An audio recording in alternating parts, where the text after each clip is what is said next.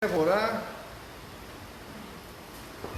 Pai, nós queremos orar, queremos consagrar a nossa vida, colocar o nosso coração diante da Tua presença, diante da Tua face. Queremos pedir que mais uma vez o Senhor nos ensine, o Senhor fale conosco, o Senhor ministre ao nosso coração conhecimento, ó Deus, da Tua palavra, para que a gente possa crescer cada vez mais no conhecimento dela, no nome de Jesus. Amém? Amém. Irmãos, hoje o tema do nosso estudo é insatisfação. Biblicamente falando, eu vou dar uma passagem na Bíblia para vocês. Em Números, fala muito sobre quando Deus manda Moisés no Egito tirar o povo de lá. E entre a saída do Egito até Canaã, no passo do gado e no passo das crianças, era mais ou menos de 11 a 15 dias. Bem tranquilo assim. Eles ficaram 40 anos, né? Por quê? Insatisfação. Estava escravo, sofrendo, apanhando. Deus tira eles, tem que levar para Canaã, mas entre o Egito e Canaã tem um espaço. Não tinha mercado, não tinha McDonald's, não tinha açougue, não tinha nada, irmãos. Era uma viagem pequena, mas tinha um custo. Mas aí vem o problema, a insatisfação.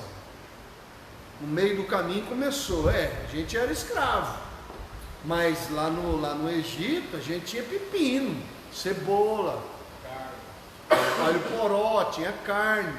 Por quê? Porque o Egito tinha o rio Nilo, e lá quando tinha aquelas cheias do Nilo, aquilo inundava tudo, a terra era fértil. Então eles eram escravos, mas eles comiam bem lá. Todo mundo no Egito comia bem, porque as enchentes do Nilo, elas cobriam tudo. Então eles estavam escravos, mas comiam. Tinha carne, tinha as cebolas, os pepinos, as frutas. Então eles começaram a caminhar e começou, mas a gente quer pão, não tem pão. A gente quer carne, a gente quer água, a gente quer isso, a gente quer aquilo. Aí vamos transferir para os dias atuais. Você ouve muita baboseira na igreja. Quando eu era do mundo, a minha vida era melhor. Quando eu era do mundo, é a mesma coisa. Depois que eu aceitei a Jesus, depois que eu vim para a igreja, as coisas pioraram, minha vida. Aí começa a murmuração, como se estar lá preso, aprisionado no pecado, nos vícios, em tantas coisas, fosse alguma coisa, né? Olha para você ver como é que muda o texto, o contexto, a situação, a circunstância, mas a raiz do problema é a mesma. Tem muita gente que não consegue entender. Como o foco e o objetivo da pessoa não é Deus, o relacionamento com Deus, o que vai estar o foco? O foco vai estar na satisfação do momento. A maioria dos problemas dos seres humanos não é porque eles não têm. A maioria dos problemas é porque, apesar do que ele tem, nunca está bom. Então, se o foco da pessoa tiver nessa vida, se o foco da pessoa tiver nas coisas deste mundo, meu irmão, não existe um ser humano no mundo que vai estar satisfeito. Nunca. Se o foco não for o céu, a eternidade, se o foco não for os valores de Deus, do reino de Deus, meu irmão, a insatisfação ela vai existir mesmo, de verdade. A pessoa está sempre reclamando, nunca está bom, nunca está bom, nunca está bom. Por mais que ela tenha, nunca está bom. Então você vai ver que a insatisfação é um pecado muito, muito mais comum do que... Só que é aquela história, quando você estuda assim, a insatisfação como pecado, aí nós vamos estudar justamente para abrir a sua mente, para você entender que a murmuração... O que fez o povo de Israel ficar 40 anos no deserto? Por quê? Porque eles estavam insatisfeitos. Qual era o parâmetro que eles tinham? O Egito. A gente era escravo, mas a gente tinha comida. A gente era escravo, mas tinha carne. A gente era escravo, mas tinha água. A gente era escravo, quer dizer, quando eles estavam clamando a Deus, o chicote dos egípcios estava estralando, mas é aquela história, Deus tem que fazer do jeito que a pessoa quer. Não basta Deus libertar a gente. Deus tem que libertar a gente, e aí a gente começa a colocar a regra de como que Deus deve agir. Como ele quer ser tratado. Como que eu devo ser tratado? Deus, é o seguinte, eu quero que o Senhor me liberte, mas presta atenção, não basta me libertar, tem que ser assim, meu irmão, ou você pede para libertar, ou você não pede para libertar. Senhor, me livra disso, Senhor, me livra disso, Senhor, me livra disso, Senhor, me livra disso, Senhor, me livra disso, Senhor, até quando, Senhor? Aí Deus fala, bom, então vamos lá. Ah, mas na hora que o trem, não tem jeito, irmão. Como é que o Deus ia tirar o povo do Egito, levar para a terra de Canaã, caminhando por meio do deserto com luxo? Hã? Mas não tem, mas só que você acha que muda alguma coisa hoje? O camarada, ele quer as coisas, mas ele quer do jeito dele, na hora dele, como ele quer. E aí, obviamente, você gera um crente altamente insatisfeito. Nunca está bom, irmãos. E a insatisfação, ela vai gerar murmuração contra Deus. E é um pecado grave, irmão. Você pode estudar. 15 dias virou 40 anos. Aquela geração morreu toda. Só Josué e Caleb que salvou. O resto morreu todo mundo no deserto. A geração de 40 anos morreu no deserto. Deus esperou morrer todo mundo. A geração, me perguntaram esses dias, pastor, por que Deus escreveu Deuteronômio? Porque se você pegar Gênesis, Levítico, Números, Êxodo, aí você vai falar assim, mas Deuteronômio não é a repetição de Levítico e de Êxodo? É. Mas por que então Deus repetiu a lei? Porque Deuteronômio é uma lei igual. É isso que significa Deuteronômio. Uma lei igual. Porque aquela geração não tinha livro, viu? Não tinha livro, Bíblia na mão. Aquela geração que recebeu a instrução de Moisés, morreu. Então teve que escrever um novo livro para a nova geração, teve que ditar de novo, tudo de novo, para aquela nova geração, para entrar na terra prometida. Então esse é um pecado muito grave, muito grave. Essa semana eu estava, esses dias atrás, estava aconselhando uma mulher, tem tudo, mora numa mansão, casa, comida, roupa, uma condição boa, empregada, tudo, mas não, mas isso eu já vivi 1 milhão de vezes, tanto de homens como de mulheres. Aí você está explicando para ela, rapaz, olha para tudo na aula. Por causa disso, aí a pessoa pega 3, 4 pontos na vida, você entende? Tem 100 coisas maravilhosas, mas tem 4, 5 coisas que não são boas. A pessoa chuta o pau da barraca, joga tudo no lixo por causa de quê? E é isso que acontece com a maioria das pessoas. A pessoa não consegue ter gratidão, ela não consegue ter satisfação. Uma coisa, 2 coisas, 3 coisas estão incomodando ela, mas aquilo ganha uma proporção tão grande, que ela joga tudo fora, ou ele joga tudo fora, por causa do quê? Insatisfação. Meu irmão, se você não tiver discernimento, o negócio toma uma proporção tão grande que amarga o resto tudo da sua vida. Às vezes eu vejo na minha vida pastoral pessoas que têm tudo e acabam perdendo tudo. Por quê? Ó, uma coisa. Às vezes é uma ou duas, ou às vezes 3 coisas. Mas aquilo tomou uma proporção tão grande na vida, dentro da mente da pessoa, que ela não consegue ver assim, peraí. Consegue ver as qualidades do outro. Tem gente que fala assim para mim: ah, o senhor é muito conformado. Eu já ouvi isso até de pastores, amigos meus. Eu falei: não é que eu sou conformado, cara, eu vivo em hospital, velório, gabinete, resolvendo problemas. Quando eu olho para o todo, você fala assim: pastor, a vida do senhor é maravilhosa. Não é. Tem um monte de coisa na minha vida que eu gostaria de mudar, mas eu não posso olhar para uma coisa. Eu tenho que olhar o... E quando eu olho tudo, eu penso: a minha vida é boa. Eu vejo, eu escuto, eu ando, tenho saúde, tenho casa, tenho carro, eu tenho um ministério, algo que eu amo fazer. Eu vou fazer. Se eu for ficar focado numa coisa, eu vou perder o todo. Então é uma decisão até de inteligência. Espera aí, eu vou ficar perdido aqui numa coisa? Não, eu vou olhar o todo, irmão. Só que a insatisfação, ela vem de 1 ponto, 2 pontos.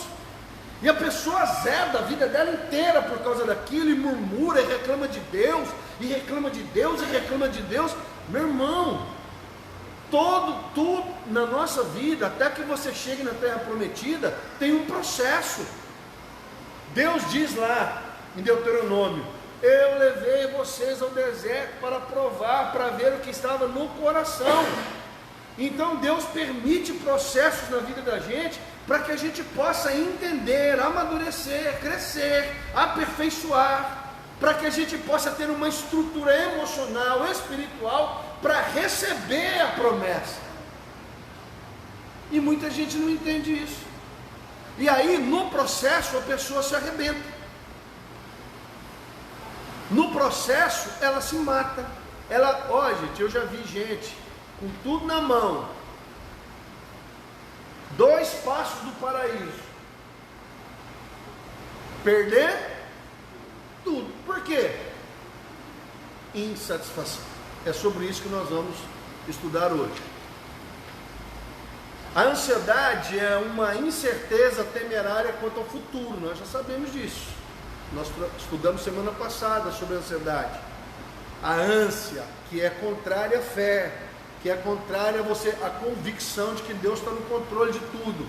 A ansiedade tem a ver com a sua insegurança. Quer dizer, será que Deus não está distraído?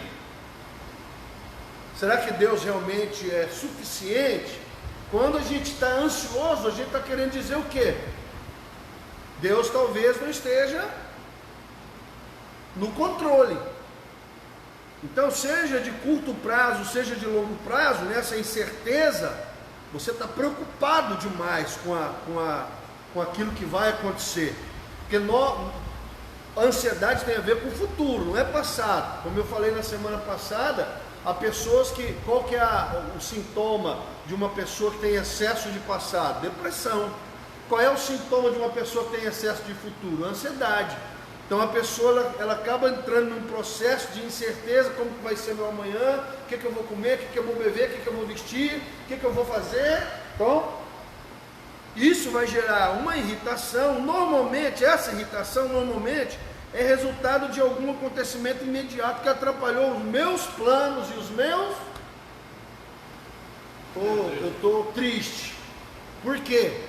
Porque os meus planos e os meus desejos não foram satisfeitos. Entenderam ou não? Não é o plano do Senhor, nem a vontade do... Porque a Bíblia manda a gente fazer a seguinte oração: se Deus quiser, se for da vontade de Deus. Porque nós não temos o controle de nada, quem tem o controle é Deus. Então a nossa postura em relação a Deus é... A Bíblia diz que o coração do homem faz planos, mas a resposta certa vem da boca do Senhor, mas na prática não é isso que acontece. A maioria das pessoas não tem Deus como Senhor, tem Deus como Salvador, mas não como Senhor. Pastor, como é que eu sei se Deus é ou não meu Senhor? Porque Salvador, beleza, todo mundo, mas onde que está o foco para eu saber se eu sou ou não o seu servo, para saber se o Senhor é ou não o meu Senhor? Obediência. Quando eu ouço a frase assim, eu não queria fazer, mas o Senhor mandou. Então nós estamos falando com uma pessoa que tem Deus como Senhor. Mas quando uma pessoa fala, eu não quero, eu não vou, eu não faço, eu não estou afim, eu não, é ela que ela é o Senhor, ela que manda, não é Deus. Como é que eu sei que eu estou diante de uma pessoa que tem Jesus como Senhor? Quando a frase que a pessoa usa é, o Senhor me mandou, é a vontade de Deus, Deus que quis, Deus que faz, Deus, Deus, Deus. Porque ela está obedecendo a vontade de Deus. Mas uma pessoa que não tem Jesus como Senhor, ela faz o que ela quer. E é por isso que muita gente se frustra. Salmo 23, o Senhor é o meu e nada me... Mas está faltando um monte de coisa, pastor. A promessa do Salmo 23 é para aqueles que têm ao Senhor, como dono, proprietário. É Ele que direciona, é Ele que guia. Porque se você ler o Salmo 23, Ele me guiará às águas, Ele me guiará aos pastos, Ele vai me curar, Ele vai me cuidar, o seu cajado, a sua vara. Cajado, chama para perto, vara, disciplina. Mas Deus não pode disciplinar, Deus não pode corrigir, não aceita, espana. Então, por que, eu ouço muito isso, por que tudo que o Senhor fala, pede para Deus, Deus te dá? Eu falei, meu irmão, é facinha a matemática, faz a vontade de Deus, abre mão da sua vontade, da sua vida. Você está entendendo? Se Deus falar norte, é norte. Se Deus falar sul, é sul. Se Deus falar fica, fica. Se Deus falar anda, anda. Abre mão dos teus sonhos, abre mão dos teus projetos, abre mão de tudo e serve a Deus. Tudo que Deus quiser, você faz. Aí você vai para o Salmo 37. Agrada-te do Senhor e o Senhor satisfará os desejos do teu. Mas a pessoa quer que Deus satisfaça os desejos do coração de uma pessoa que não respira os sonhos de Deus. Tem gente que pede a bênção, mas não é para Deus, nem para a glória de Deus, nem para nada. Ele só quer satisfazer a ele mesmo. E tem gente que quando isso não acontece, acontece o quê? Irritado, nervoso. A insatisfação, o tema desse estudo, quase sempre resulta de situações permanentes, imutáveis, que estão fora do nosso controle. Porque nós sabemos que hoje, se a pessoa pode resolver, ela resolve. A raiva dela é que tem coisa que não está na mão dela. E é isso que gera a irritação. No entanto, antes de iniciarmos o estudo, gostaria de afirmar que algumas vezes a insatisfação é legítima. Pode ser, pastor, que a gente tenha aí uma insatisfação legítima no decorrer da nossa vida? Sim, desde que essa insatisfação não leve você à murmuração nem ao pecado. Por exemplo, Jó, lendo o livro de Jó, você vê que ele estava insatisfeito com o que estava acontecendo e ele queria entender o que estava acontecendo, mas não levou ele ao pecado, porque ele não atribuiu a Deus, ele só queria entender, mas ele não atribui a Deus. Ele atribui às vezes a ele mesmo. Ele não está entendendo o que está acontecendo, mas ele não peca contra Deus, atribuindo a Deus o que estava acontecendo. Você vê uma linha no livro de Jó, Jó perguntando, Deus, por quê? Por que Deus? Por que Deus? Por que Deus? Mas em momento algum ele peca contra Deus. Queria saber por que ele não errou, né? Não, ele queria entender.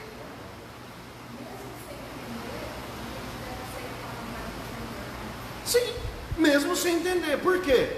A sua fé e a certeza de que Deus te ama tem que ser suficiente para você obedecer. Mesmo que você não entenda nada. Pastor, eu não entendi nada, mesmo assim eu devo obedecer? Sim, por quê? Porque a vontade de Deus é boa, agradável e... Se eu sei que Deus me ama, e a prova disso é que Ele deu o único filho que Ele tinha por mim, não me daria Ele as demais coisas? Mas esse é o problema, nós queremos, no nosso tempo, do nosso jeito, da nossa forma, e muita gente erra e peca quando se deixa, não entende esse processo aí.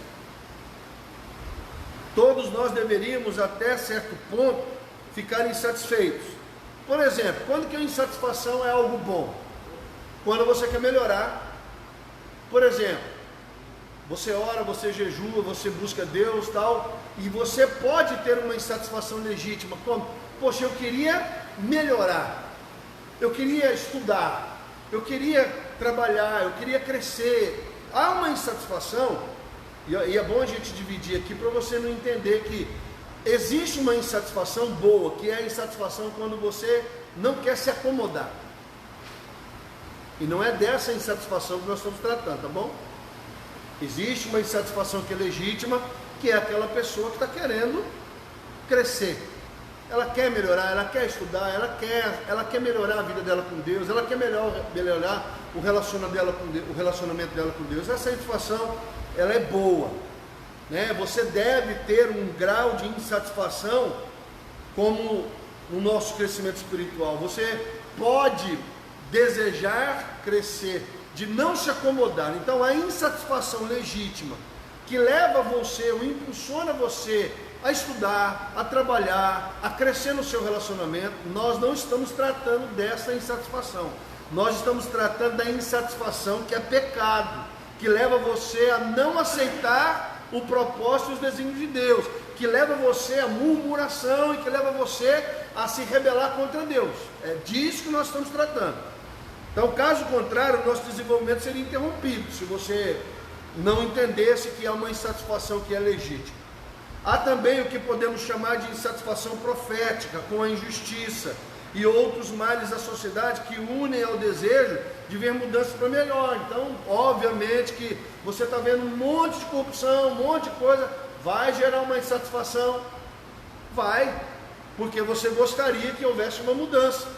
E você vai morar e vai buscar Deus, pedindo para que de alguma forma o Senhor encontre alguma forma de agir. O assunto deste capítulo é a insatisfação ilegítima, que afeta negativamente o nosso relacionamento com Deus. Então, se nós falamos da insatisfação legítima e da insatisfação profética, beleza. Eu posso querer melhorar, posso querer crescer, posso querer estudar, posso querer casar, posso querer ter filhos, posso querer ter uma casa melhor, posso querer, e isso é bom, desde que isso não fira o seu relacionamento com Deus e nem as prioridades se invertam.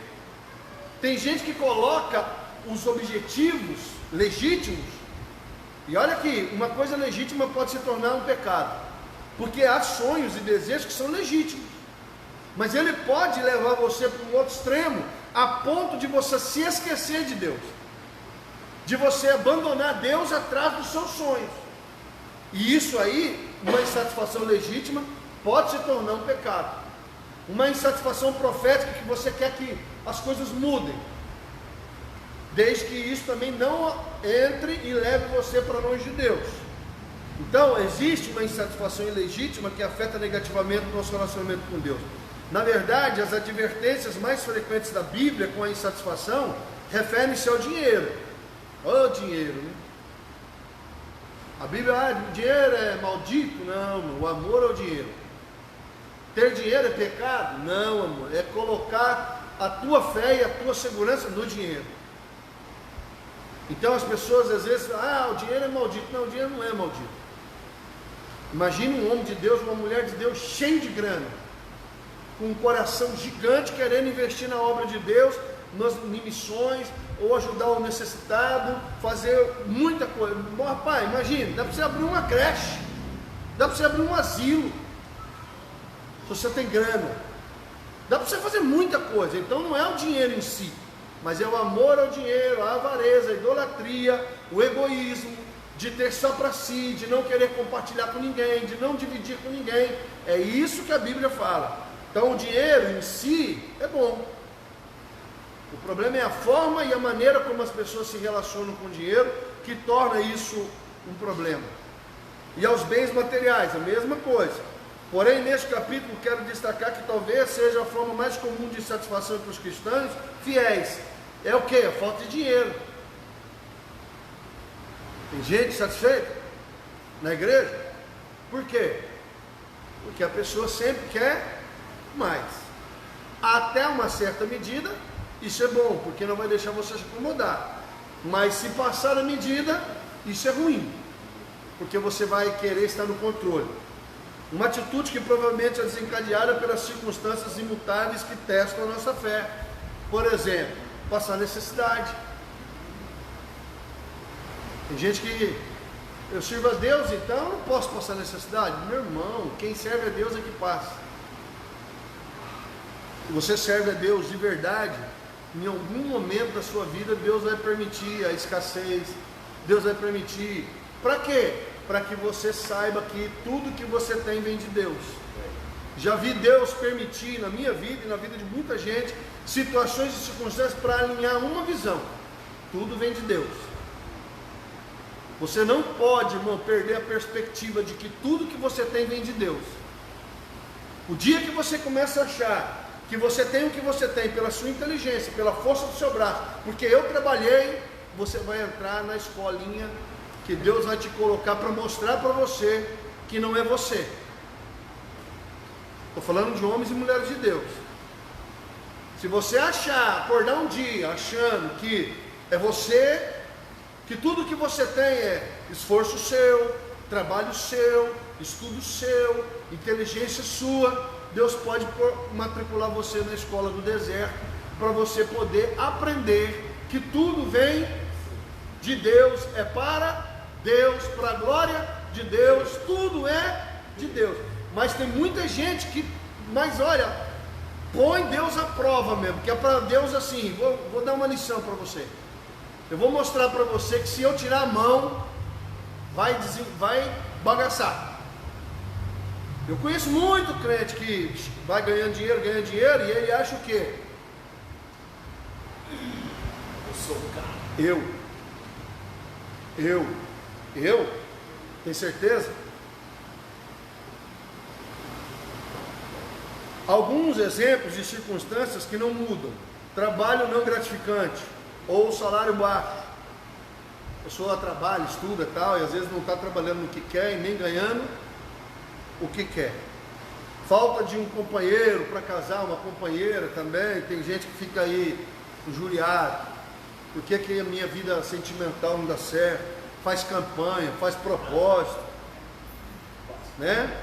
Impossibilidade de ter filhos, mulher não consegue ter filho, aí, né, fica nervosa, estressada.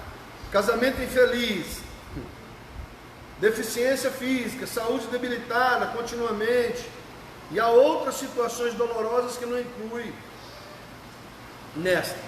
Mas sejam quais forem as verdades apresentadas neste capítulo, se aplicam a todas elas, independente do seu grau de severidade. Há, na palavra de Deus, meios para que, independente de circunstâncias, não vivamos uma vida de insatisfação, e também para nos orientar onde nossa satisfação deve ser constituída.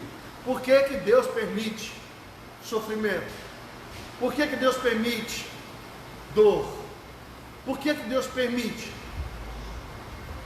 Sendo um Deus amoroso, por que Deus permite?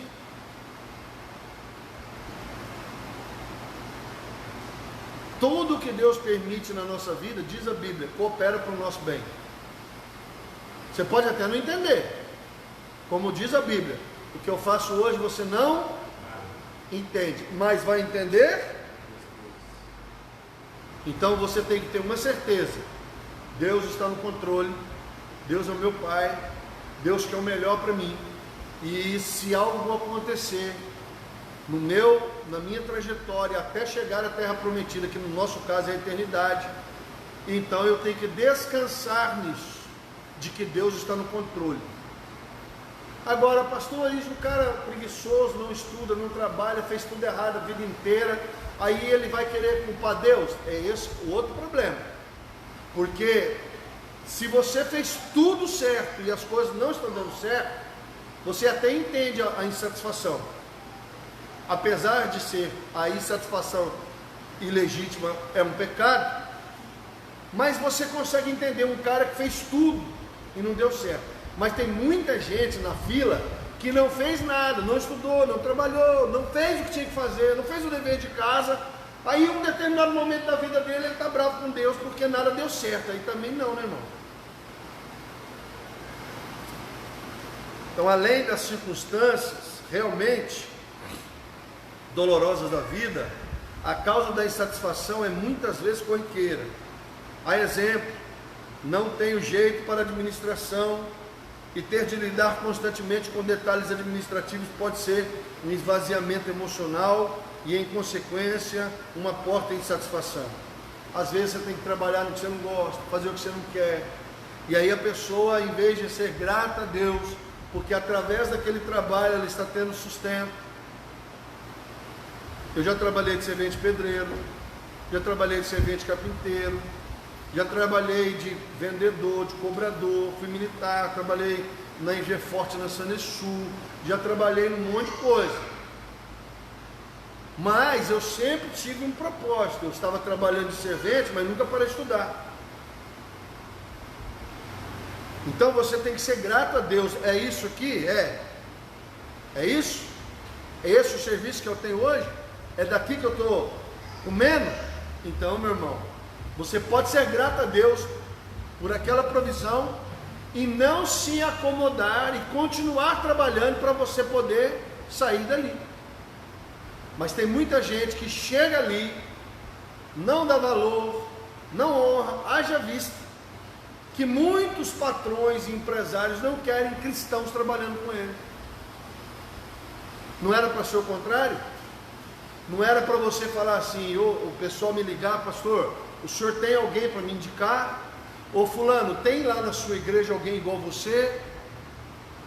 O que está acontecendo hoje? A crentaiada dá tão mau testemunho que muitos empresários hoje falam, não, evangélico, não quero. E era para ser o contrário. Por quê? Chega atrasado, não dá bom testemunho, conversa demais, não produz, faz um monte de coisa que não... E aí, mas a Bíblia não diz que tudo que você faz para o Senhor? Então, se você está fazendo para o Senhor, tem que ter excelência. Você tem que ser o primeiro a chegar, o último a sair, trabalhar para o Senhor da melhor forma possível. Mas eu não ganho o suficiente. Trabalhe ali até que você possa sair dali. Você não precisa morrer naquele serviço. Você pode sair, como eu saí. Eu trabalhei de servente, trabalhei de meia colher, trabalhei de auxiliar de carpintaria, trabalhei de cobrador, de vendedor, trabalhei como militar. Meu irmão, você não é obrigado a morrer naquele serviço, mas enquanto você estiver naquele serviço, você tem que ter gratidão, porque é daquele serviço que você está comendo, vestindo, é dali que vem a sua provisão. E muita gente entra num grau de insatisfação que começa a minar a empresa, começa a minar o trabalho, não faz o serviço direito, não se dedica da forma como é necessário e acaba sendo demitido, mandado embora. Por quê? Porque está insatisfeito. Você não é obrigado a morrer lá, é? Você pode trabalhar lá por um tempo, estudar e crescer e ir embora para frente. Então, sei que a necessidade de cuidar de detalhes administrativos é fichinha em comparação com as questões que mencionei acima. Contudo, o que quero enfatizar é que não importa o quanto as circunstâncias sejam boas, sempre haverá pequenas coisas que nos levam à insatisfação. Sim ou não? Sempre. Não importa a circunstância que nos leva à insatisfação, e nem seu grau de severidade, temos de reconhecer que a insatisfação é pecado. A afirmação talvez surpreenda alguns leitores, Estamos tão acostumados a ficar ansiosos, insatisfeitos ou descontentes quando enfrentamos circunstâncias difíceis, que achamos normal reagir assim aos insucessos da vida. E se for a vontade de Deus? Uma coisa que a gente aprende estudando a vida de Davi é isso. Tudo na vida de Davi era: e se for a vontade de Deus? Quando alguém estava perseguindo ele, e se foi Deus? Esaú perseguiu ele, sabe o que ele fez? Fugiu, falou: eu não vou brigar pelo trono, e falou: vai que é Deus. Quando o Finéias amaldiçoou ele, acho que é Finéias o nome do cara, os soldados dele já queriam matar o cara, ele falou: não, vai que é Deus que está mandando ele não amaldiçoar. Rapaz, tudo na vida de Davi era Deus. Quando ele podia matar Saul, teve Saul na mão dele, ele falou: não, ele é ungido do Senhor, se Deus pôs, Deus que tire. Ele não fez nada para tirar Davi, para tirar Saul. Quando você estuda a vida de Davi, você vai descobrir por que Deus fala: eis um homem segundo o meu coração, apesar dos erros dele. Quando Deus vai lá e regaça ele, e rebenta ele, ele falou: tu és justo no teu falar, justo no teu julgar, aceitou a disciplina, não se rebelou. A única coisa que ele pediu: não retire de mim o teu espírito, o que o Senhor quiser fazer, pode fazer. Então nós precisamos entender isso. Deus está no controle. Se eu sirvo a Deus, amo a Deus, busco a Deus, nem tudo vai acontecer da forma, porque há uma ilusão na mentalidade do crente, principalmente dessa geração. Eu sirvo a Deus, então nada vai dar errado. Meu irmão, você está enganado. A Bíblia diz: quem quiser servir a Deus piedosamente sofrerá perseguições. Quanto mais você quiser servir a Deus, pior vai ficar. Quanto mais santo, quanto mais servo, quanto mais você busca a Deus, maior é a guerra. Por isso que um monte de crente meia boca faz o quê? Tira o pé e fica de raider. Por quê? Não quero briga. Vai que Satanás se levanta, vai que Satanás vem me retalhar, ou, filho, para com isso. Muita gente tira o pezinho, não quer batalha, não quer evangelizar, não quer fazer nada. Por quê? Porque não quer luta, não quer guerra, não quer retaliação. Porque nós sabemos que se você se levanta para fazer com que o reino de Deus avance, você acha que o diabo vai ficar quieto, tomando suquinho de laranja enquanto você está trabalhando para o reino? Não vai, irmão. Mas a Bíblia diz: resistir ao diabo e ele fugirá. Humilhai-vos debaixo da potente mão do Senhor.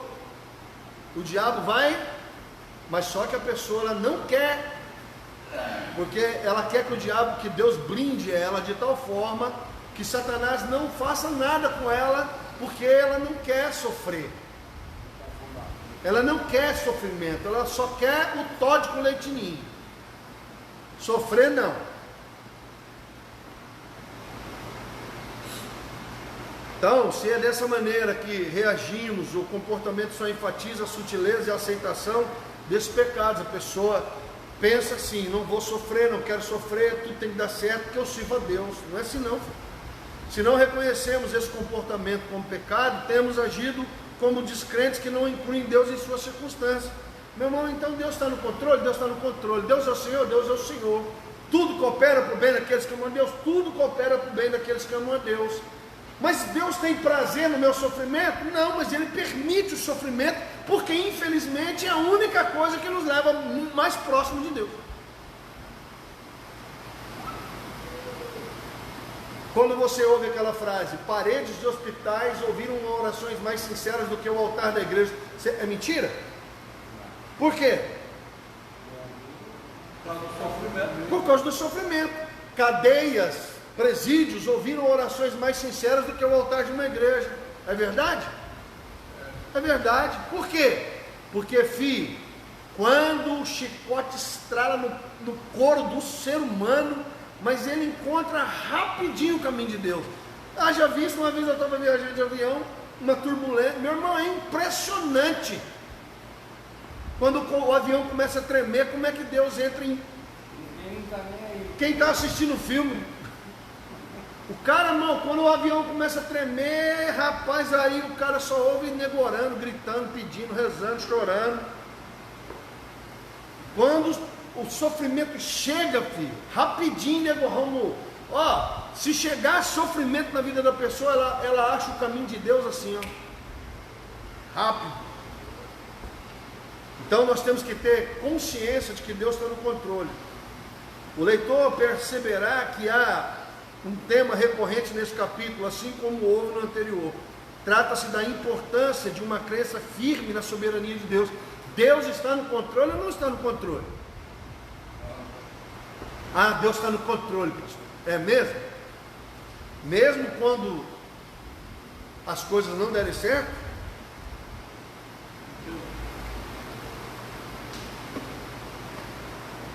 E se Deus quiser tirar seus filhos?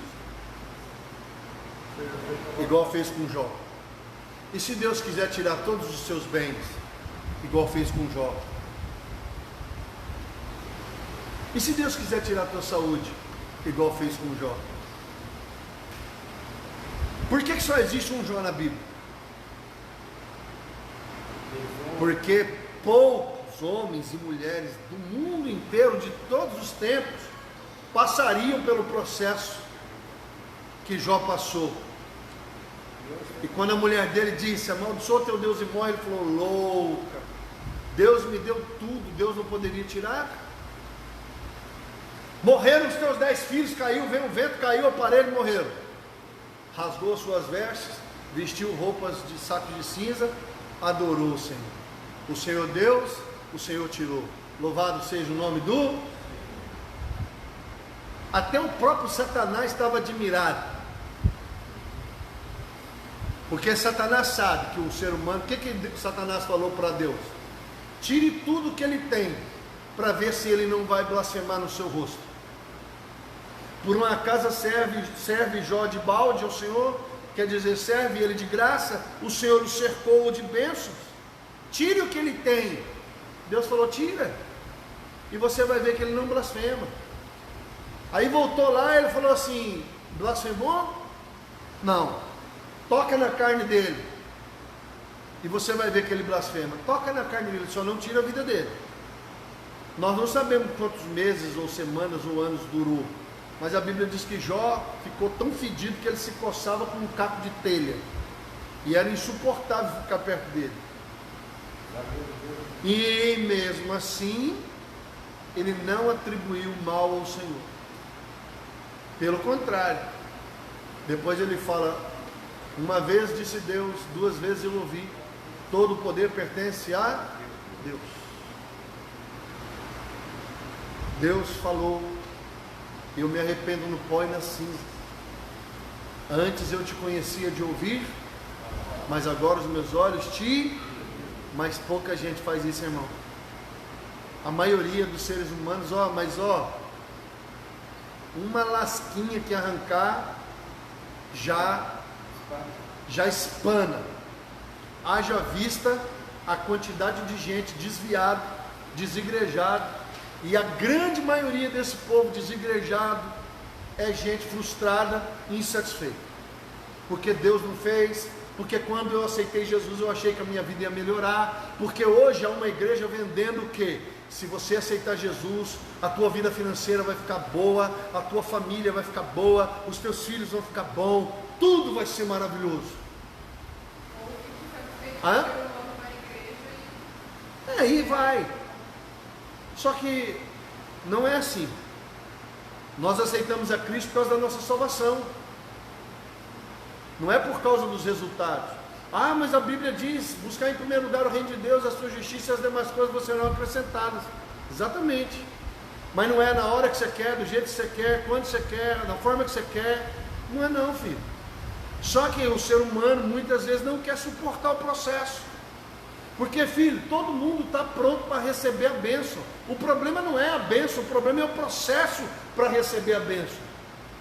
Me mostra uma pessoa que recebeu algo de graça de Deus. Tirando a salvação, obviamente. Ah, Paulo foi grandemente usado. Entre o dia que ele caiu do cavalo até Atos 13, passou 14 anos. José, entre o dia que José foi jogado na cisterna até o dia dele virar governador do Egito, passou 13. Abraão, entre o dia que Deus falou com Abraão até ele pegar Isaac no colo, passou 25 anos. Processo, irmão. Moisés, 40 anos no Egito, 40 anos no deserto. Para ele ver o propósito de Deus, foram 80 anos de preparo. Processo, irmão. Deus não faz mágica, não. Deus trabalha por processos. E o processo de Deus tem uma finalidade: preparar, formar, fazer com que a nossa capacidade esteja à altura daquilo que o Senhor tem para nós. Você vai pegar uma criança de 10 anos e vai dar para ela R$1 milhão. Você não está vendo que ela não tem capacidade? Você vai pegar uma criança de 10 anos e vai colocar 150 quilos para ele carregar, ele não tem estrutura para isso. Só que leva essa ideia para tudo. A maioria das pessoas, se ficassem ricos, se desviariam. A maioria das pessoas, quando sobem na vida, se desviam. A maioria das pessoas, quando tudo está bem, sai da presença de Deus, se afasta do caminho, do propósito. Conheço gente que era crente, mas ganhou uma terrinha, ganhou um dinheirinho, tchau igreja, tchau Deus. Não chega a virar um ateu, mas também. Então trata-se de uma importância, de uma crença na soberania, na bondade, na sabedoria de Deus em todas as circunstâncias da vida. Sejam as circunstâncias de curto ou longo prazo, na nossa capacidade de reagir a elas de um modo que honre e agrade a Deus. Depende de nossa aptidão e vontade de aplicar essas verdades aos acontecimentos. Isso tem de ser feito pela fé, ou seja, temos de crer, de acreditar que o ensino bíblico sobre os atributos, sobre esses atributos é absolutamente verdadeiro e que Deus gerou ou permitiu as circunstâncias difíceis para a sua glória e para o nosso total benefício. Eu ouvi o testemunho de um casal, tiveram um filho com Down. Imagina, você está grávida, cheio de sonhos, o médico fala, tem um probleminha, o seu filho tem Down, ou o seu filho tem autismo, ou síndrome de Asperger, ou o seu filho nasceu sem os braços e sem as pernas, como aquele pastor nasceu sem os braços e pernas. Quando ele estava na barriga da mãe, eu li o livro dele. Deus levantou um profeta e falou: este homem vai ser conhecido no mundo inteiro. O pai era pastor. Ele recebe uma profecia de que o menino ia ser conhecido no mundo inteiro, que ele ia falar às multidões e tal. Aí ele falou: meu Deus, quando nasce um toco de gente, sem braço, sem perna. O pai desesperou, ué. Como é que o meu filho vai viver? Como é que ele vai andar? Como é que ele vai trabalhar? Como é que ele vai pregar? Aí a profecia ficou sem sentido. Ele não anda, ele não tem como pegar nada, ele não tem como andar. Resumo: o cara pregou, ele é conhecido no mundo inteiro, prega no mundo inteiro, casou, tem acho que 2 filhos, não tem braços e não tem pernas. Mas ele nunca se desviou e sempre entendeu que, apesar daquela situação adversa, Deus era Senhor. Será que se ele tivesse braços e pernas, ele escreveria a mesma história? Vocês estão entendendo? Por que Deus permite certas coisas? Porque certas coisas fazem parte do treino, fazem parte da escola, para que você possa chegar num ponto. Vou dar um exemplo: a maioria desses artistas que fazem fama passam por problemas na voz. Por exemplo, a Aline Barros ficou sem voz, Cassiano ficou sem voz, aquele que canta lá, o negão lá, o Thales, se arrebentou. Você vai vendo o Regis Danese, a pessoa chega na fama, se perde. A maioria dos pregadores, cantores, chegam na fama, acabam se perdendo. A maioria das pessoas que ficam ricas, falando de crente, se perdem. Compra rancho, jet ski, compra lancha, daqui a pouco não vai na igreja, não vai no culto, não vai nada, vai só na ceia, daqui a pouco desviou. Então Deus permite certas coisas na vida da gente. Lembre-se, não culpe a Deus pelos erros que você comete pelas suas escolhas, hein? Nós estamos falando de situações e circunstâncias que não dependem de você, porque tem muita coisa que acontece que não é Deus, é a gente mesmo fazendo as nossas escolhas. E aí a pessoa quer culpar Deus, mas não, nós estamos falando de situações e circunstâncias que não dependem de você e que acontecem, que estão fora do seu controle. E isso é uma situação que pode gerar uma insatisfação, e mesmo assim você não tem o direito de pecar, porque Deus está no controle de tudo.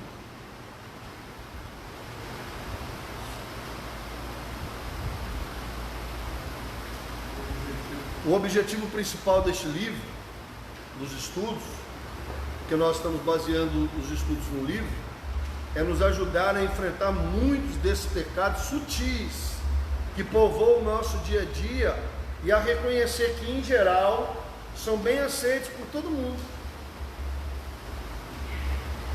Rapaz, a insatisfação, ela chegou num ponto que é normal, todo mundo entende.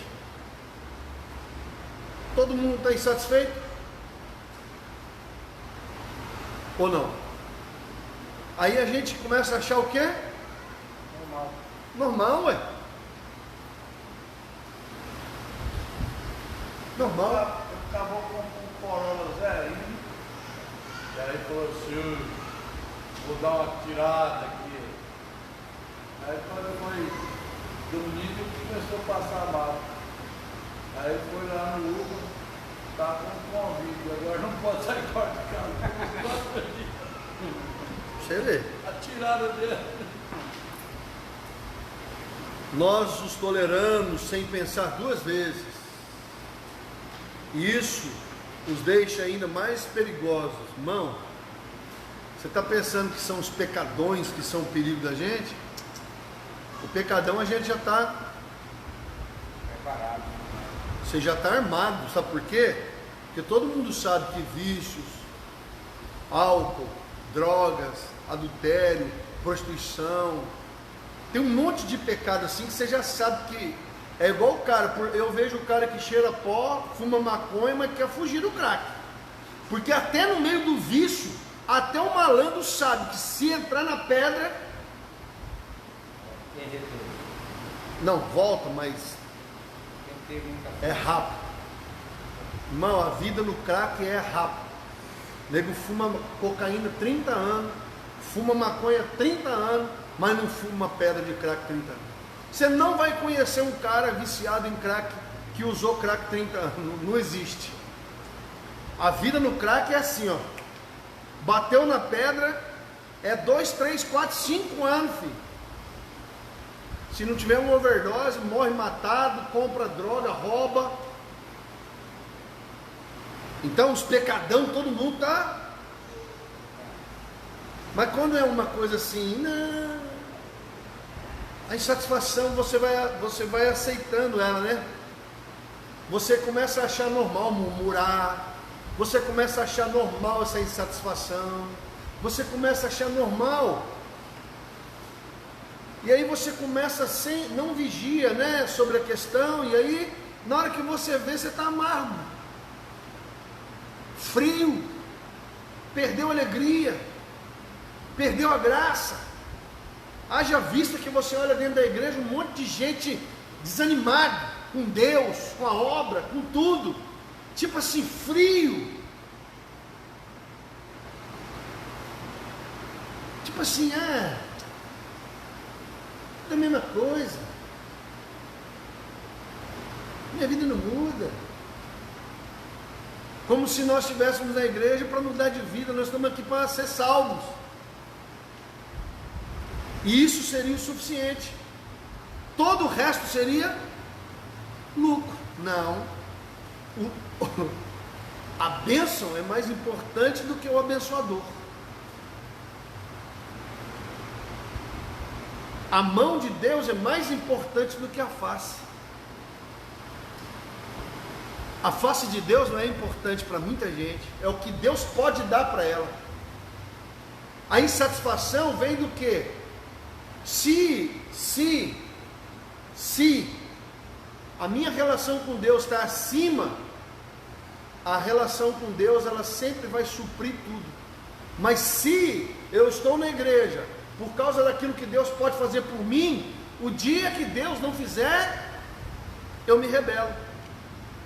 Não só Deus, mas os homens. Há pessoas que ajudam você a vida inteira, mas se você contrariar ela uma vez, tchau. Então é a característica de uma pessoa. O padre Fábio de Mello, um dia ele pregou uma mensagem sobre a bênção da inutilidade. Cara, é muito boa aquela palavra.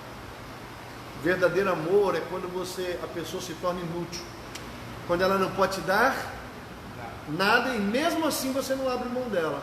Essa é uma mensagem que todo mundo deveria ver, porque a maioria dos relacionamentos eles estão baseados no quê?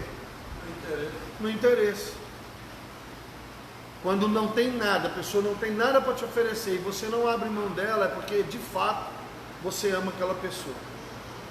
Agora, quando ela contraria você e você abre, então é porque na verdade era só uma relação de conveniência, era uma relação de conveniência, era uma relação de troca. Visto que além de serem pecados em si, abrem as portas dos nossos corações a outros ainda mais graves. A insatisfação, por exemplo, pode facilmente gerar ressentimento ou amargura contra Deus e contra o próximo, que eu acabei de explicar. Sei que ao falar sobre insatisfação, é provável que eu tenha tocado em alguns nervos expostos. Isso pode ser especialmente irritante quando o rótulo insatisfação do pecado, que todos nós, com o auxílio do Espírito Santo, deixemos de lado toda e qualquer atitude de insatisfação ilegítima e adotemos um comportamento positivo. Assim, seremos bons administradores das circunstâncias difíceis e decepcionantes que Deus tem nos permitido atravessar, para que o caráter de Cristo seja impresso em nós e também para que de alguma forma possamos glorificá-lo em todas as áreas da sua vida. Então é mais ou menos o seguinte: Deus permite situações e circunstâncias que têm o objetivo de nos moldar e de nos ensinar. Deus nos ama, tudo coopera. Então tudo que Deus está fazendo está debaixo do controle dele. E mesmo que eu não concorde ou não goste, não muda o fato de que Deus está no controle. Se você tiver paciência e fé para esperar, um dia você vai dizer: agora eu entendi por que Deus fez isso. Agora eu entendi por que Deus fez aquilo. Agora eu entendi. Se Deus nos mostrasse o porquê de tudo que Ele faz, nós não iríamos murmurar. Mas Deus tem um grave defeito: Ele não se explica. E Ele, quando se explica, é no dia que Ele quer. Eu aceitei a Cristo em 93. E ficou muitas lacunas da minha vida, dos porquês. Só em 2008, num culto desses que você entra, que você acha que não vai acontecer, nada. Deus levantou um vaso, Deus levantou um profeta lá, que eu tinha conhecido naquele dia, e Deus usou a vida do cara e começou. 88 aconteceu isso, 89 aconteceu isso, 90 aconteceu isso, 91 aconteceu isso, 92 aconteceu isso, 93 aconteceu isso. E Deus foi me falando o que aconteceu de forma importante em cada ano, até chegar em 2008. Aí Deus me falou mais 4 anos da minha vida naquele dia. Agora você está indo para Jaú, e vai ser assim, assim, assim, assim, assim, assim, assim, assim. E a igreja, você não vai gostar. Deus falou, você não vai gostar da igreja que eu vou te dar. Porque você está acostumado a ganhar almas e formá-las segundo a visão que eu te dei. Mas eu vou te dar um povo machucado, arrebentado, rebelde, um povo, e desde 98 até hoje a minha vida é essa, pegar gente machucado, arrebentado, ferido, desgostoso. Antes de 98 eu tinha uma igreja com 200 membros, 150 era novo convertido e 50 era velho, crente velho. De 98 para cá a minha vida mudou. O número de convertidos está desse tamanho e eu recebo gente de tudo quanto é lugar da terra. E normalmente, crente ruim, difícil, problemático, complicado. Quando eu falo ruim aqui, não estou falando do caráter da pessoa, tá? Estou falando da vida dela com Deus. Não é ruim a pessoa, ela é mal formada, ela foi mal formada, ela está toda machucada, arrebentada, e ainda Deus falou desse jeito na profecia, ai de ti, se não cuidar dele. Falei, sim senhor. O que eu vou falar? O que é melhor, ter uma igreja de novo convertido ou uma igreja com velhos crentes? Novo convertido, irmão. O cara já converte na visão. É amor. O cara já ora, já jejua, evangeliza, ele não conhece nada. Agora quando você pega crente velho, mal formado, não ora direito, não jejua direito, não evangeliza, não dizima, não oferta, rebelde, complicado, meu Deus do céu, é sangue e fogo. Naquele culto, Deus explicou muita coisa da minha vida. Muita coisa, aí ficou confortável, mas de 93 até 2008, muita lacuna ficou aberta. Por que Deus? Porque Deus? Porque Deus? Mas naquele dia em 2008, Deus fechou as lacunas. Aí eu entendi tudo. Aquele culto, Deus falou comigo assim, de tudo da minha vida que era significativo, que estava em aberto, Deus fechou. Deus falou de tudo, todas as áreas, ministério, casamento, filho, tudo Deus fechou naquele dia. Aí eu faço uma pergunta, por que Deus não faz isso? Não era mais fácil? Você está no meio da prova ali, ralando, sofrendo. Aí Deus falou, isso aqui vai redundar nisso. Na hora você já respirava, apertava a armadura e falava, oba, bora. Vai acabar, não vai? Tudo passa, a gente sabe disso. Aí você fala, poxa, entendi agora, Senhor, vamos embora. Mas não é assim. Na hora que você está na prova, Deus fica calado, em silêncio. Pastor, isso é verdade, mas é muito verdade. Ô filho, quando você está na prova, Deus se cala. Deus deixa você e fica olhando. Não é que Ele te abandona, não. Ele deixa você e fica ali. Aí Ele fica vendo como é que você vai fazer, como é que você vai orar, como é que você vai agir. Deus vai ver. Isso quando Deus trabalha na vida da gente, meu irmão. Normalmente quando Deus está trabalhando, aí um dia, se Deus quiser, Ele fala para você, é por isso. Aí você fala, poxa, entendi. Amém, igreja?